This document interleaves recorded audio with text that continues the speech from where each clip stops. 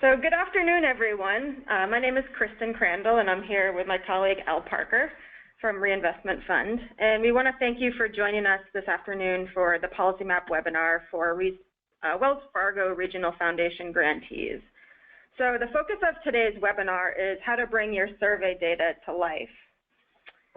We expect to have around 15 different Wells Fargo organizations represented on the call. And because of the high volume of people participating, everyone is muted by default. So if you speak, we can't hear you. You should be able to hear us right now. If you're having any trouble, please type into the chat box and let us know so we can try to help you troubleshoot. But we do want this to be a discussion as much as we can, even though there are a lot of people on the call. So please do type in questions or comments, anything you'd like to say into the chat box at any point during the webinar, and we can address your questions as they come up. And we can also give you controls and make it so that you can speak so that we're able to have a little bit of a discussion. So over here at Reinvestment Fund and PolicyMap, one topic that we get a lot of questions about from grantees is survey data. And of course, you have all either completed or will complete the resident survey and property survey as part of the requirements for your planning and implementation grants through Wells Fargo. And we know many of you also conduct a number of other types of surveys to help you better understand what's going on or the perceptions of what's going on in your neighborhoods. And in today's webinar, we are going to focus largely on the resident survey and show you how to be able to analyze that in a perhaps more nuanced way than you've been able to. But all the concepts that we cover today using the resident survey can very easily be applied to any survey data for which you have the addresses of the survey respondents. I know a lot of the grantees do safety surveys or commercial corridor surveys, housing surveys, et cetera. So rest assured that what we cover can definitely be applied to all of that. So in terms of the agenda,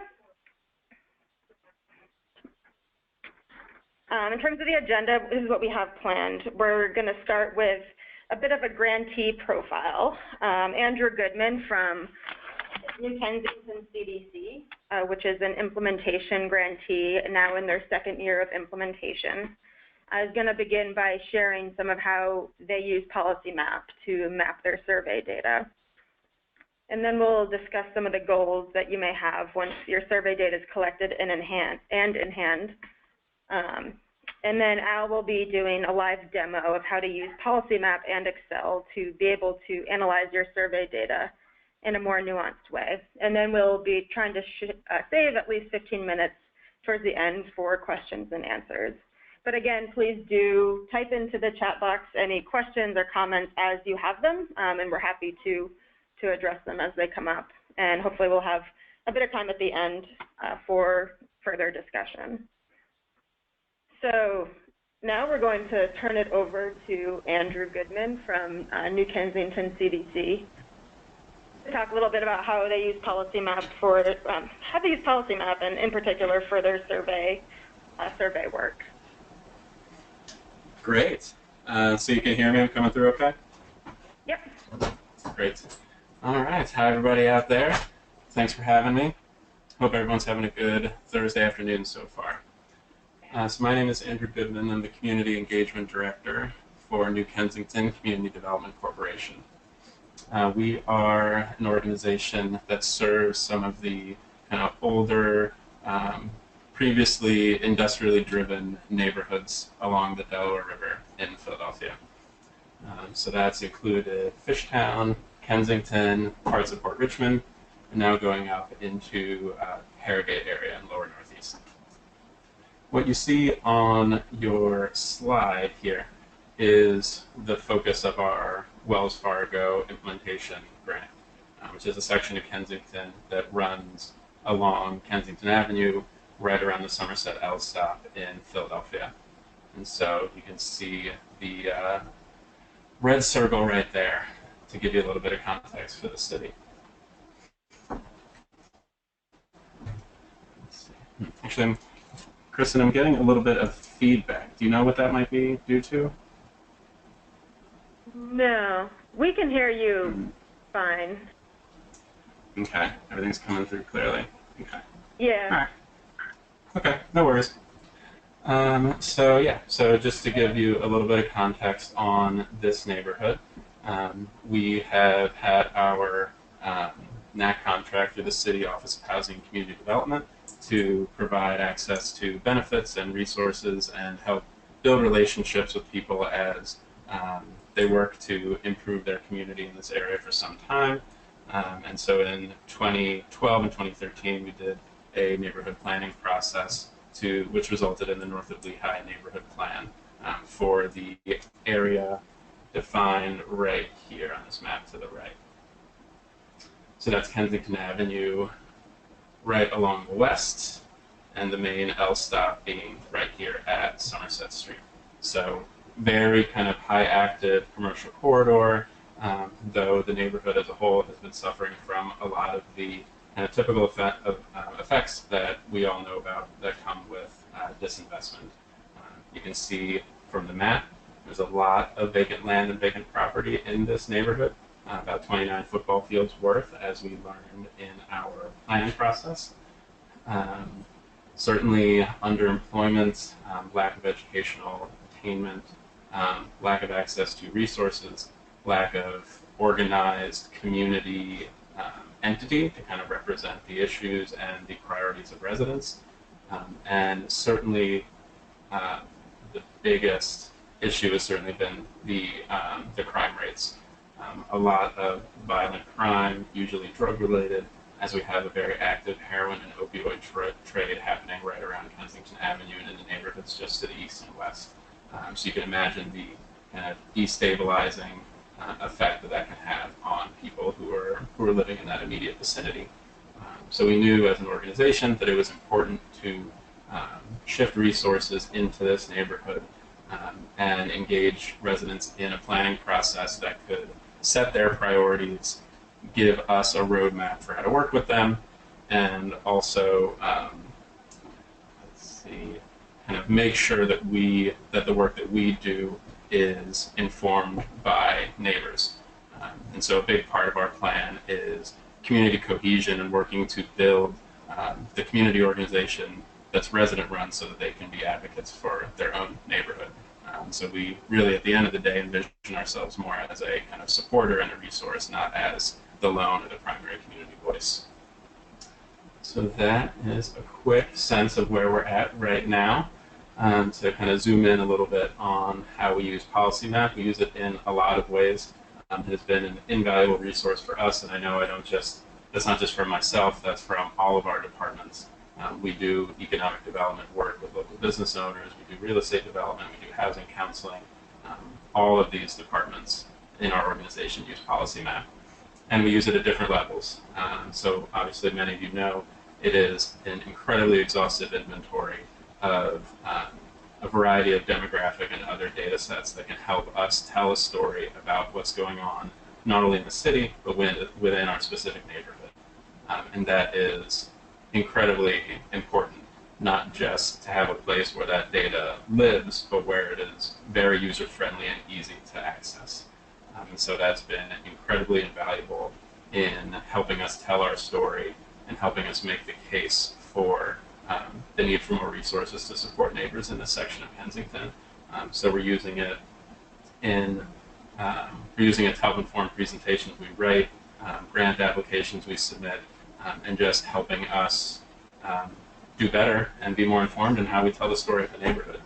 So it's incredibly helpful in that way. And then we use it in a more active way where we have been kind of inputting our own data into it from the variety of surveys we do in the neighborhood. And so Kristen made a reference to that earlier. So we have the resident surveys that we all do, and then we have the kind of physical conditions work too. And we found this to be a really helpful resource in getting us to visualize that. And once we have that visualized, we can more easily show the work that we're doing to residents, show where improvement seems to have occurred. So it helps in community conversations to identify priority projects, priority blocks for work. But then also it's a really kind of useful tool for us as we look internally to assess our own work and our own impact on the community. How we've done, how far we've come, but then also very much so where we want to go in the future. Some challenges with the visualizing has been that we often struggle with trying to layer and interconnect multiple data sets on top of each other. Sometimes we find that to be really helpful to see where a couple of our programs are overlapping or not, or to see how they overlay with other data that might inform our work. And then, yeah, just kind of related how we show that data visually, and not being able to show as much hierarchy in some of the maps is a challenge. But still, obviously, it's an incredibly useful resource. Just as you zoom down into the block by block, individual address by address, which obviously we all know a lot of our work can come down to that, it becomes a little bit more difficult. All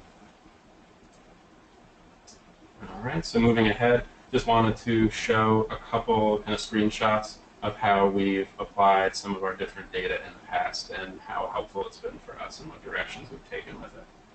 So this shows some of our physical surveying that we've done.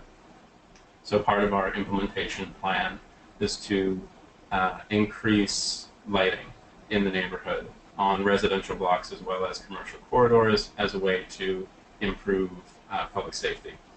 And so this shows some of our initial work that we did, our kind of fact-finding mission. We called our dark spot survey to go around during nighttime on the blocks to see where the most problematic blocks were. So where do people have pole lights? Where do people have lights hanging from their home? Where are the city street lights working and active and bright? Things like that. So this is a map that shows the individual homeowner lights in the neighborhood, which allows us to then show target blocks we want to focus our own programs on so that we can help connect people that are on the darker blocks to resources where people can get pole lights installed in front of their house. So the ones that have more orange triangles on them are the ones that are better lit. And so the ones that aren't became a prime focus for us. And this was really successful in getting this program off the ground and really helped us do that. We were able to, in a very relatively short amount of time, in maybe a 6-month or so period of time, get, let's see, I think around 40 or 50 applications from people who are interested in pole lighting and able to connect them to funding to do that, which was really helpful for us. And this data played a huge role in helping us do that outreach and recruitment for that effort. Next here, another one of our kind of milestones for the Wells Fargo grant is working with L&I to identify priority nuisance properties. So which properties are vacant in the neighborhood and kind of structurally unsound.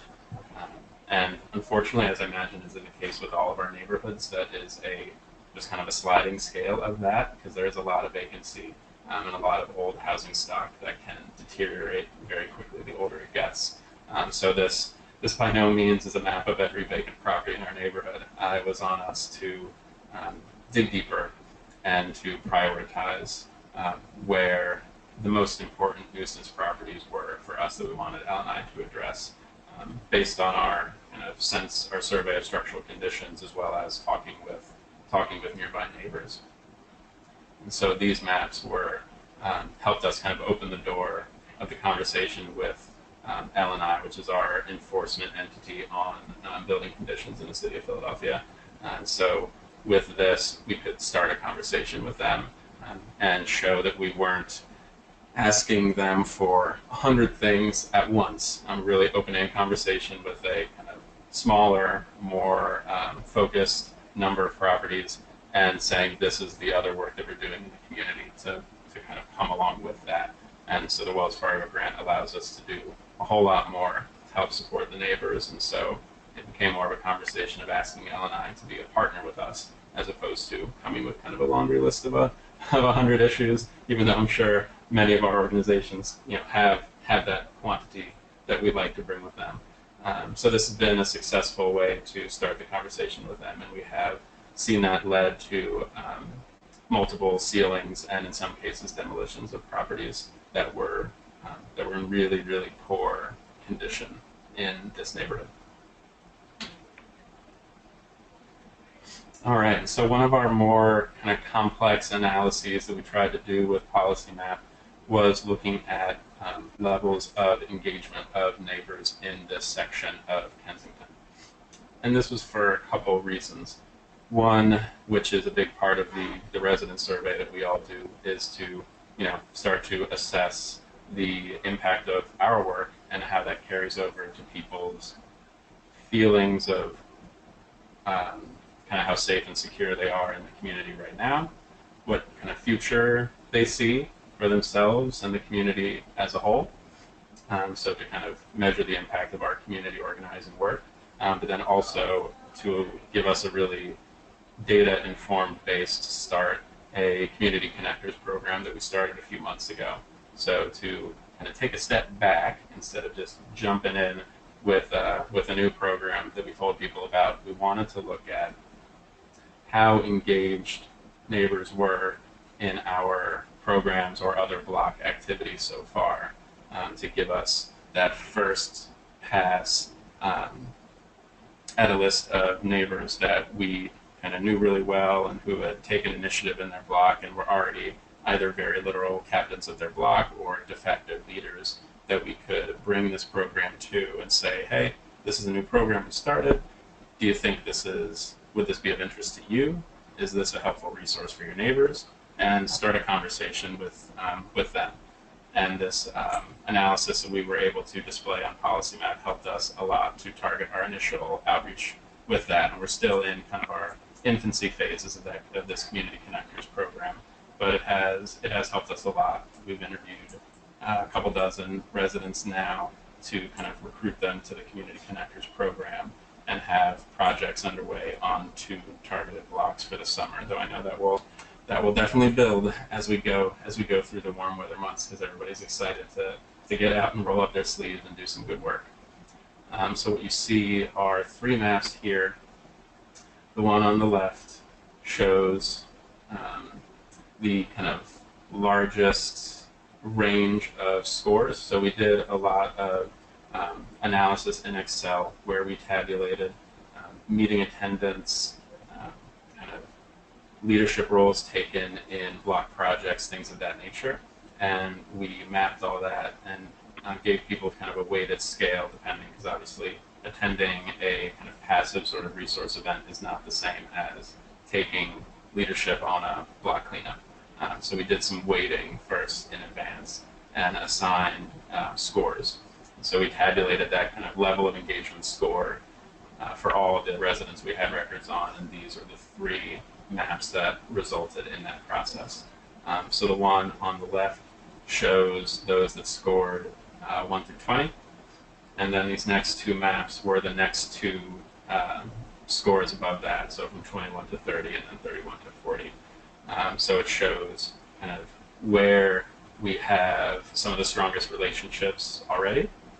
So that there's that piece of that, because then it shows us where we don't and where some of the key blocks are that we need to introduce ourselves to the community more. So one thing that's particularly interesting for us, and the resident survey data shows this too later in the presentation, is that we have a lot more relationships in this kind of southern half than we do in the northern section, which didn't come as a surprise for us, but certainly was really interesting to see that visually. And then going forward, thinking about launching a program like Community Connectors, who are those first people that we talk to? And so these maps that show the folks who kind of quote unquote scored higher on this scale gave us those first places to start, which has been really, really helpful. Andrew, can I jump in for real quick? Yeah, sure. This is Al, so did you have a challenge as far as symbolizing your data here? We did, yeah, definitely. Yeah, we had a couple different challenges. One was, can we show multiple thresholds of scores on the same map? And then another one was, could we layer it with other data, like the sub-district data, which I know we'll get into a little bit later. Yeah. So it looks. Did you? Well, I guess how did you end up resolving your issue? We did it. We kind of did it by hand. We worked with printouts. We printed out from PolicyMap and essentially drew kind of residential districts and sub-neighborhoods around them in outline by hand. Yeah, and as far as visualizing the data on PolicyMap, how did you like? Are these separate data sets, or how did you do this? We inputted them as separate data sets. Yeah. Right, and that's exactly where we're going to sort of jump into today. Nice. Yeah, so I think that's a good segue. What's that? That's probably a good segue. Okay, great. So I'm going to take the controls back here, and Lizette has asked us, if you'd be willing to share the types of questions that you've been asking in your surveys. Now, the survey we're going to talk about today is the standard. It's a standard resident survey that you work with. Sorry, I'm trying to do things at once here. Two things at once. I'm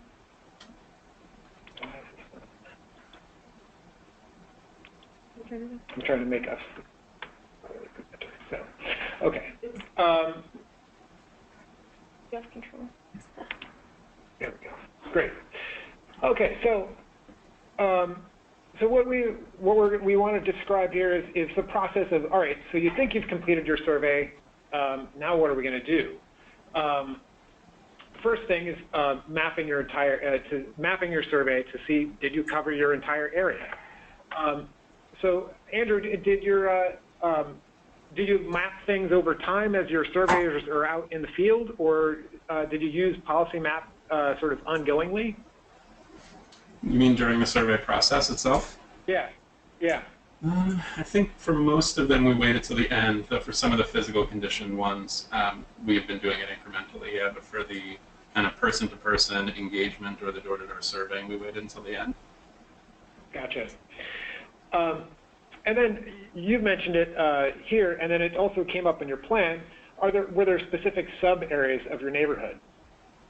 And then I'm going to show absolutely. the map. This was a really interesting thing that we found just based on relationships we built in the neighborhood and the work that we did kind of before the planning process, is that in this section of Kensington, as I imagine it is the case in many other neighborhoods, that people didn't, they kind of felt intense pride over their one block or maybe a cluster of blocks.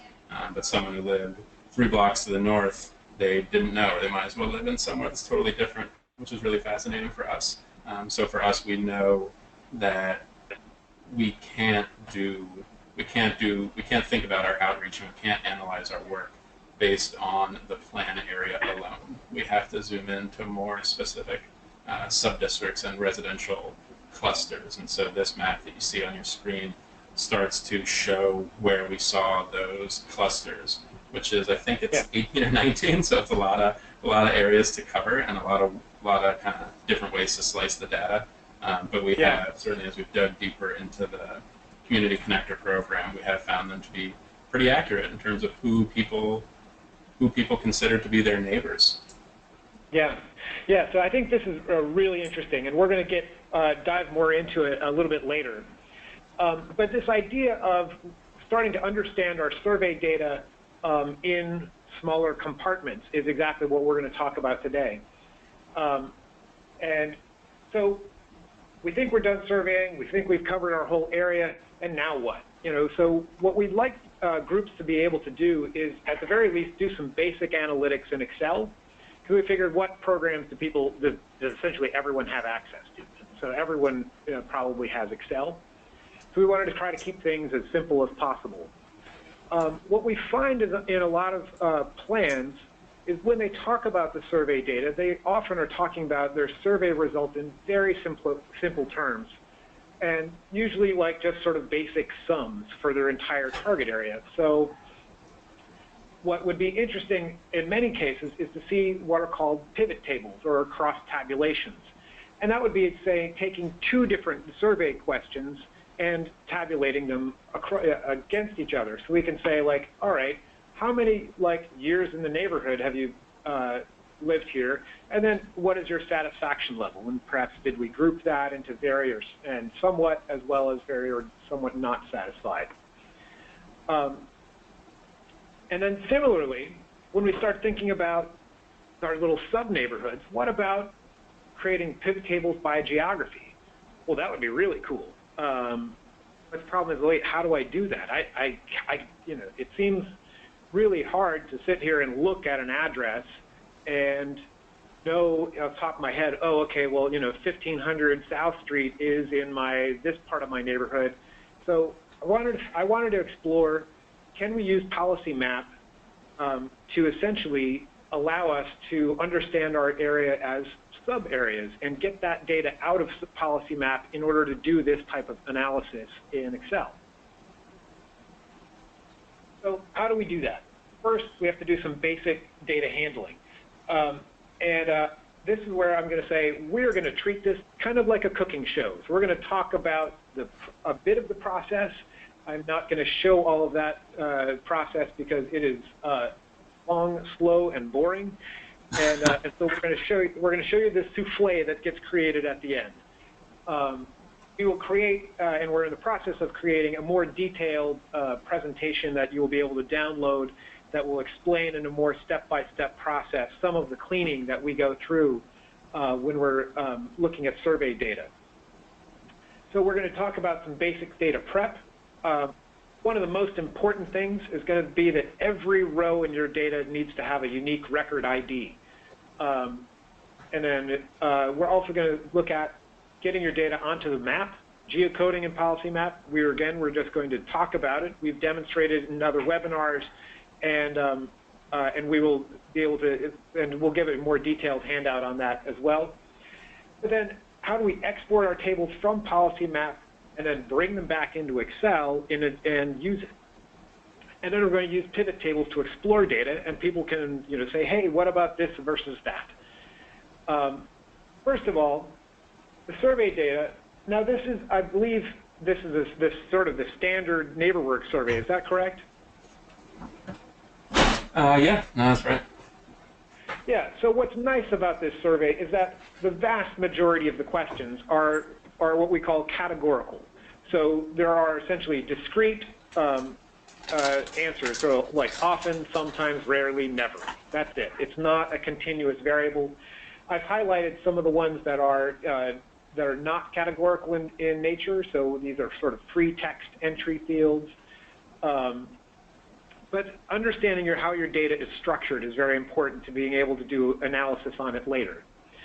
Now, when I then took a look at the data that New Kensington had, saying like, okay, so this was the spreadsheet when I opened it up, and there were a couple of things that immediately jump off the page. First, I looked to see if there was a unique record ID. So that's great, awesome. So I don't have to worry about that. It's already covered. If it wasn't there, I would need to add it before I proceed any further. Second thing that jumped off the page is probably actually honestly, it was probably the first thing. I see some misentered data. I was like, oh, and I look around here and see, oh, all right, Zach is not very good at data entry. Looks like maybe Zach was relieved of his data entry duties. We've got about half a dozen bad fields here. The other thing I noticed, like, oh, we've got missing zip codes. Okay, that's a problem for if I want to geocode my data. I'm going to need zip codes. The other thing, this is a pet peeve of mine. It will also cause geocoding to bomb out incomplete addresses. Again, we look over here and, oh, Dan is not very good at entering addresses. So someone needs to talk to Dan and say, nope, you need to say Cambria Street. Right. And what else do we have? Oh, and we've got blank data. Now, blank data is a special thing as far as you just sort of need to make some decisions on how you like to handle it. I like to have blank data not to be blank. I either want it to specifically say what it is, so I know that did the person not answer, or was it just not entered or not asked? So I would prefer it so I went through and I cleaned up this whole spreadsheet and I filled in all my blank data with a value and I said did not answer. Now that could be incorrect, because I was making an assumption there, but I would, that's how I would like to handle the data, so that I know that at the end of the day, all of my rows and columns add up to the same numbers. It allows me to validate my data better in the end. So, so that's a lot of the process that I go through. And again, the spreadsheet, there's another presentation that will step through some of these processes a little more sort of slowly and specifically. For our purposes, I did all this cleaning, and we're going to use the final cleaned up spreadsheet for our work going forward. First, the other thing is these are all totally normal issues. I spend a lot of time cleaning data, whether it's municipal data or people survey data. This exists everywhere. I appreciate that. So, all right, so data cleaning steps again, record IDs. Very importantly, copy your table into a new tab or a new spreadsheet, so you always keep your original unaltered data. You might resort something. Excel is very dangerous as far as data handling. You can sort your data, and it may not sort the entire table. It may only sort part of it. Or you may do a find and replace, and it does find and replace on the entire table, and you only meant to do it on one column. There's a whole host of ways that you can mistakenly mess up your data. So please always edit on a new copy. So, because you're going to go through and you're going to clean up your misentered data. You may later decide that, you know what, those aren't, you know, those blanks mean something else, so I want to go back and change them. So we're going to fill in our missing data, categorize variables as needed.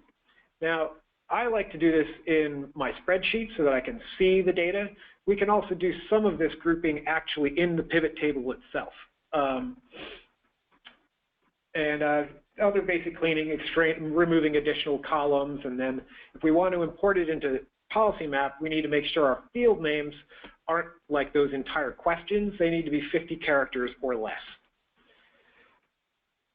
Okay, so for those of you that aren't familiar with it, PolicyMap is this nifty little data loader function, and you can upload a spreadsheet. And it's going to, we tell it what our name of our data set is. Now you have to save your spreadsheet as what's called a CSV, which is a comma-separated variable type of file. That can be more laid out in our other handout. For now, I'm going to act as if you understand what a CSV file is. We're going to identify our data set, import the CSV, and then we'll start to automatically geocode it. We tell it, and I clean up our addresses if we have anything missing. So when I had to go through and correct Cambria blank to Cambria Street. Sometimes you get certain house numbers that aren't quite right. And so you go through this and you clean all of those pieces up. So I did this with as many of the spreadsheet questions as I could. And you're limited to, I believe, 35 columns of data. So that meant that I had eliminated a certain number of these questions. And I was like, all right, great, I'm going to start tearing down here, and it's going to be all terrific. And then, as Andrew mentioned, the problem was it wasn't terrific. I got a little disappointed. I got to this point, and I can't symbolize my results according to, according to the types of results that are in my data. So this is one of the differences between what happens when you use the data loader versus when you send us specific data. We're working on it, but it's going to be a while before we're going to be able to allow people to symbolize data categorically. So in the meantime, unfortunately, that's a constraint that, although as premium subscribers, you're able to send us data and we can create filters for it. That said, it's really not possible for us to symbolize all, say, 50 questions that are in the community survey. So after doing some of your own analysis through pivot tables or other examinations, if you can isolate a few specific questions that would be nice to be able to display as, you know, colors on a map, that would be very helpful. Now we're going to get back to that sub-area question. So we're going to say, all right, great, I've got my points on a map, and here we've overlaid that sub-area, all of those sub-areas that you worked with your planning firm on. Now I saw this and I'm like, okay, it's just, I couldn't overlay this on top and I couldn't make this transparent, but, so what I said is like, well, I know that we're going to call this an area and maybe this an area, and so I created sort of, how about 4 sub-areas instead of 13 or 15, whatever they were. And so I removed that and I said, well, I don't get a whole lot of survey responses in these 2, so I'm going to simplify it one step more. I'm going to make just 2 sub-areas. So I'm going to have basically north and south. This works well also for a demonstration purpose because it makes it simpler for assembly and some of our other analysis. Again, if you want to, if you know going in that your neighborhood has sub-areas, you're going to want to work with Eileen as far as designing your sampling strategy.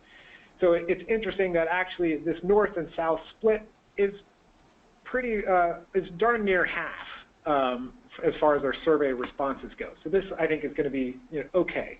But the more you split up your data, the smaller the sample size is, and so the less reliable your responses are. So if you're going to want to go smaller and smaller, you will probably have to add more surveys. So now, once I've got this into PolicyMap, if we click on the horsey, as they like to call it, it gives me this thing. It says See List. Oh, that's actually pretty cool. So this is where we're going to go to a live demonstration, so it's going to get crazy. The See List actually will give me, and now I'm going to hit Escape here, and we're going to go to PolicyMap. So I want to pause here for a minute, and do we have any questions?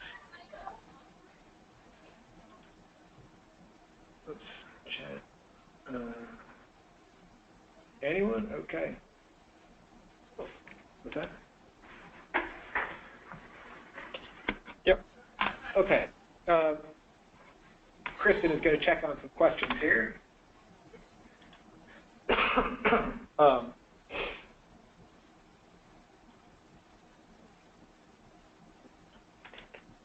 Okay.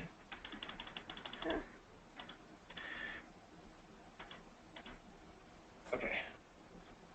Can I go back, please?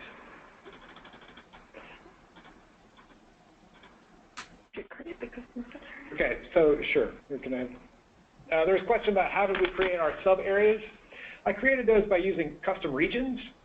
So, sorry, that's my custom regions. I'm going to say custom region, draw custom region. I'm going to say OK, OK. I'm going to close that. And then I can just come in here and put in some points.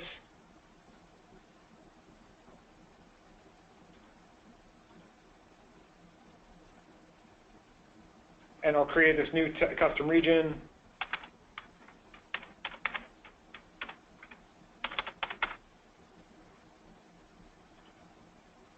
And presto, I've got a custom region. And when I click on that, it'll actually give me a list. So this is what's pretty cool, is it gives me a list of all of the points that are in there. Now that's pretty great. So after I was disappointed by the fact that I couldn't symbolize all of these things, I actually reran this and simplified it with just my addresses and my response IDs. So then I downloaded this. So what I did is I downloaded a spreadsheet for each of my areas, and I reassembled them in Excel. So we're going to switch to Excel here. So I created a new tab here, and I called it NBH, just short for neighborhood. And I pasted in all of my response IDs, and I added a field.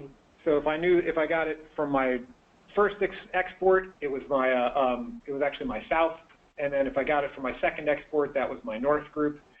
So now we've got response ID and sub-neighborhood. All right, and here's my original resident survey data. So all of those columns that I said, like I mentioned, I already cleaned up a bunch of this stuff But the important thing is I've got my response ID over here on the left. So now what we're going to do is we're going to use a function that allows Excel to act kind of like a database. And databases allow you to join things together on common fields. So there's a funny function that's called VLOOKUP. So I'm going to just start typing in a code here, or we can actually insert a function. And I'm going to actually, you can type it in. So VLOOKUP. So it says lookup value. So now in my spreadsheet here, I'm going to look up, I want my response ID. So I'm going to select the cell for that response ID. Then it says table array. So that here it's saying table array is a set of text, numbers, or values in which data is retrieved. So what it's saying is it wants to know where am I looking for that value for this that's in A2. I was looking for that value on my neighborhood table. So here I'm going to highlight my entire neighborhood table. Okay. Here's the funny one. So it says column index number. So what they're asking for here is the number of, so it's strange because this isn't how Excel normally functions, but it's just a quirk of this function. So we're looking at for what column number is this. So it's 1, 2, 3, 4, 5, 6, 7. So I want the 7th column. So for whatever value my row number is, I want to know the value of the same row in the 7th column. So I'm going to change this to 7. And here it's giving you a test. So that's really, I really like that. So here it's saying, all right, so for A2, value in the 7th column is south.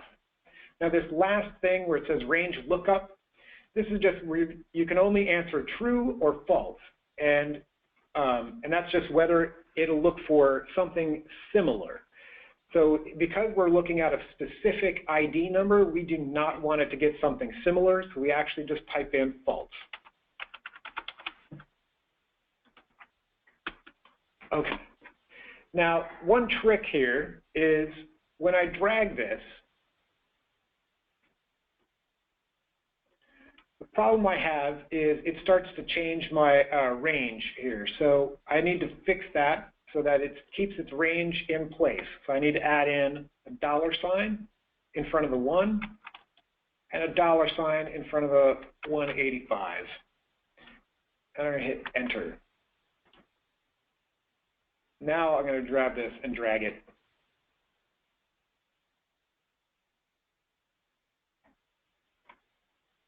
Okay. So the first thing we notice is we've got some NAs. So that's a concern. So we got to figure out what's going on with that. So I'm going to click on, let's see what happened here with NA. So row 27. I'm going to come over here to NBH and go up to my 27. There is none. Okay, let me check that on the map.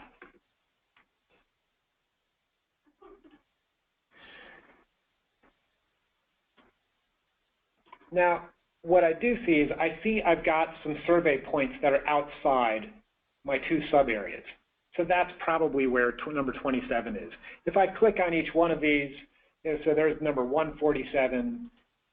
Here is,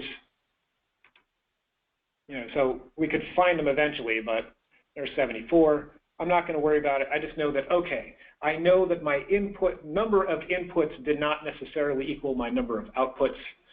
And so that's what happened there. All right. So I'm going to give this a title. We'll just call it NVH. All right. Now, here comes the fun part. I'm going to scroll over to the left.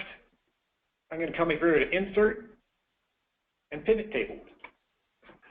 It automatically selects my entire range of data, and it asks me where I want to place this.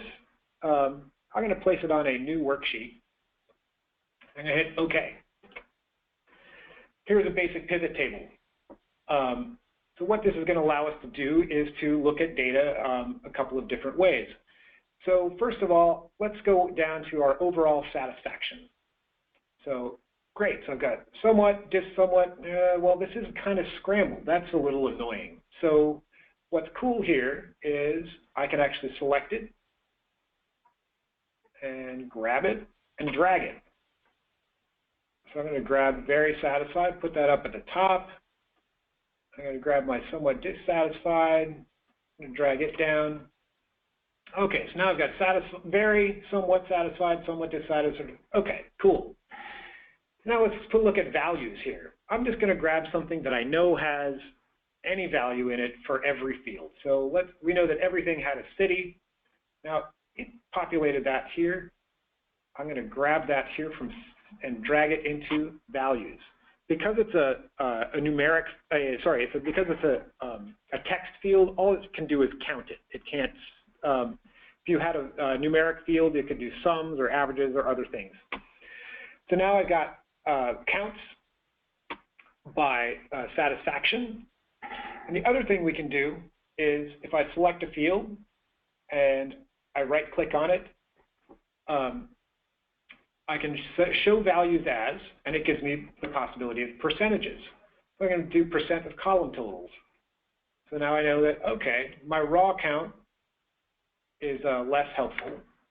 But if I want to look at percentages, 52% of my population, of the people surveyed, are at least somewhat satisfied. And so another cool thing I can do is I can grab two of them and I right-click and I can group them.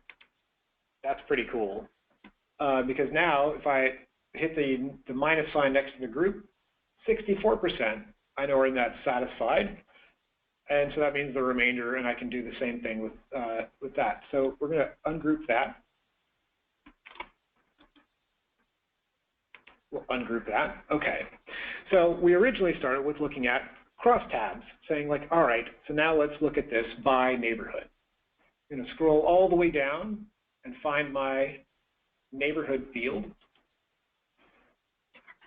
And I'm going to drag this over to my columns. So we've got north, south, and NA. So out of my grand total, in the north, 55% of people are somewhat satisfied. Well, say I've got 49%. I've got 15% in the south that are very satisfied. So this is one way I can start to explore this on different fields. I know we're running a little tight on time here. I can go back and if I want to get my raw counts, show values as, no calculation. So here are my raw counts. I can also copy all of this. I can just highlight it, Control C. Maybe I'll go to another sheet and paste special values, and now I can move this around and make it look pretty for a presentation if I want.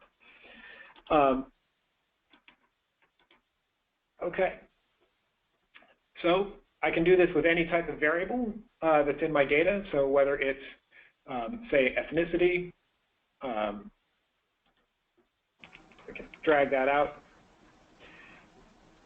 So ethnicity by neighborhood, you know, so we can look at ethnicity by, maybe we look at ethnicity by overall satisfaction.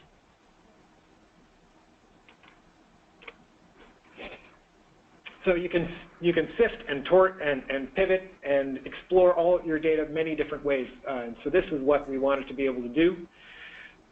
Like I say, the main thing by being able to incorporate the PolicyMap data allowed me to explore sub areas within my data. Can we unmute everyone in case no? That would be crazy. All right.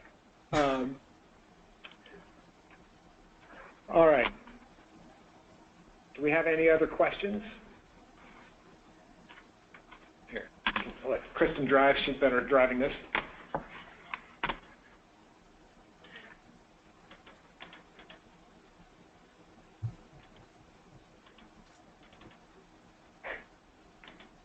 Okay. Lizette wants everyone to know that she likes VLOOKUP quite a bit. So.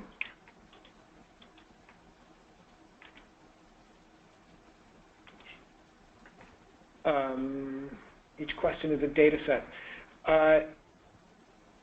Lizette asked if everything if each question is a data set. Okay. We have one person who's saying that they were lost.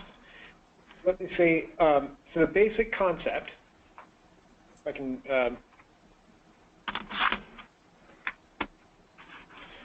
the basic concept is saying, okay, in our spreadsheet, we have all of our data here.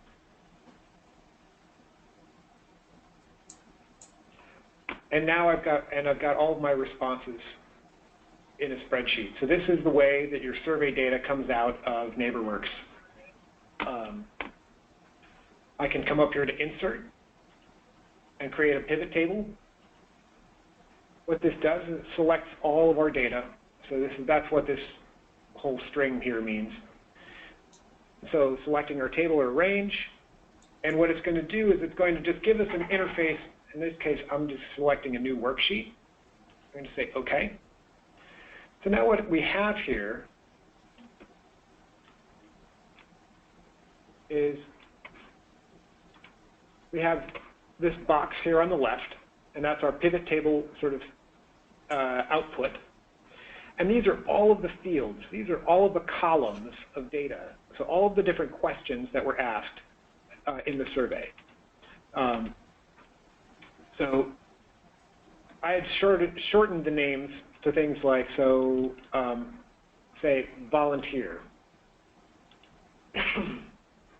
How often do people volunteer?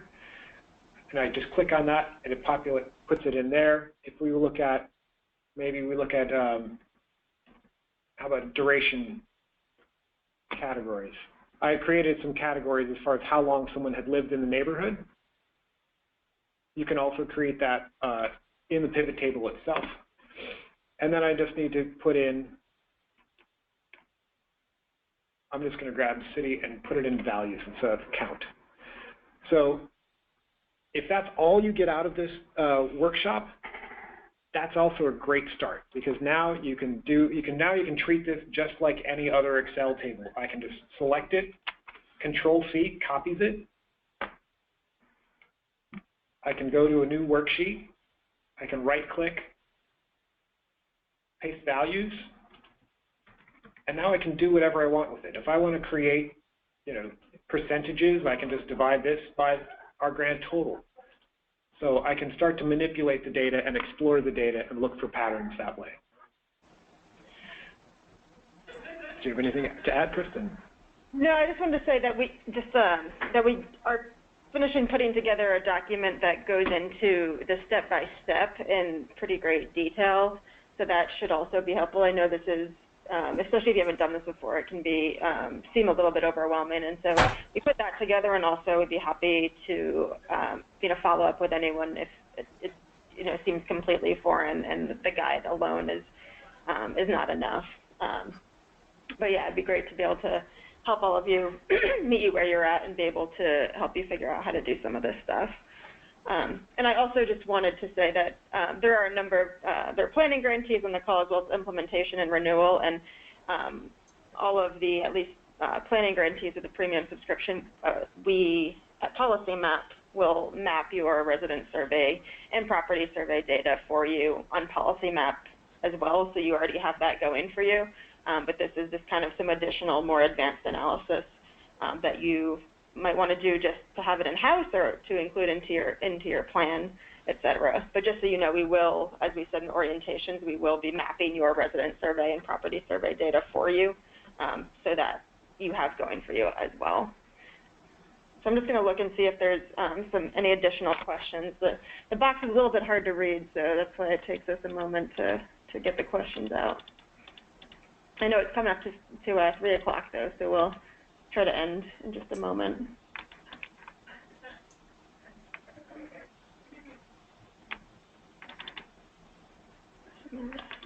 Yeah. Okay. So you can also email us questions if you have them, and we can follow up.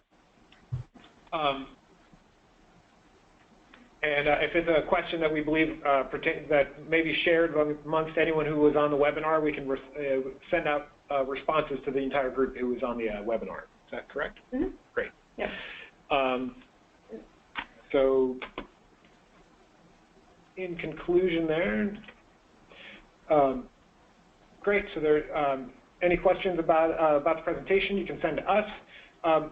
For things like the VLOOKUP, and honestly, you can just look on Google for VLOOKUP or pivot table functions. These happen to be just two quick things that I found online that helped. I got to learn some new things about pivot tables myself, just exploring some of this. Yeah, so please give us, send us an email. Anything you thought was helpful or interesting, things you think could be improved, it's all good. We like to try to keep these sort of casual and conversational. We know that that's difficult, but so please, we'd appreciate any feedback you can give us. Great. And thanks so much, Andrew, for participating in the webinar. It's great to have you on here. So, oh yeah, no, have absolutely. a wonderful afternoon, everyone, and we'll be in touch with all of you soon.